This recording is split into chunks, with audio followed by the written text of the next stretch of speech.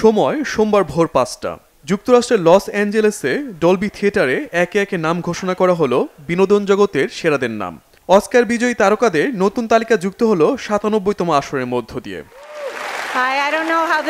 এক সিনেমা ৫ ক্যাটাগরিতে পুরস্কার জিতে গড়ল অনন্য রেকর্ড।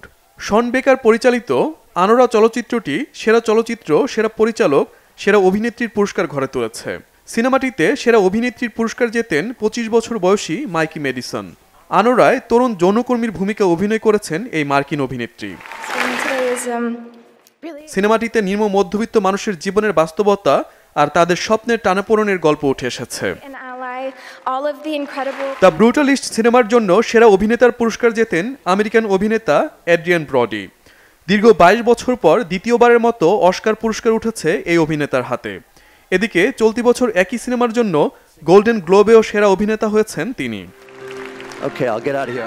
এছাড়া এ রিয়াল পেইন সিনেমার জন্য সেরা পার্শ্ব অভিনেতার পুরস্কার জিতেছেন আমেরিকান অভিনেতা কিয়েরান কালকিন। এমিলিয়া প্যারিস সিনেমায় অভিনয় করে সেরা পার্শ্ব অভিনেত্রীর পুরস্কার ঘরে তুলেছেন জো সালদানা। সেরা আন্তর্জাতিক চলচ্চিত্র পুরস্কার পেয়েছে Brazilian cinema I am still here. সেরা তথ্যচিত্রের জন্য পুরস্কার জিতেছে ফিলিস্তিনি তথ্যচিত্র নো আদার ল্যান্ড।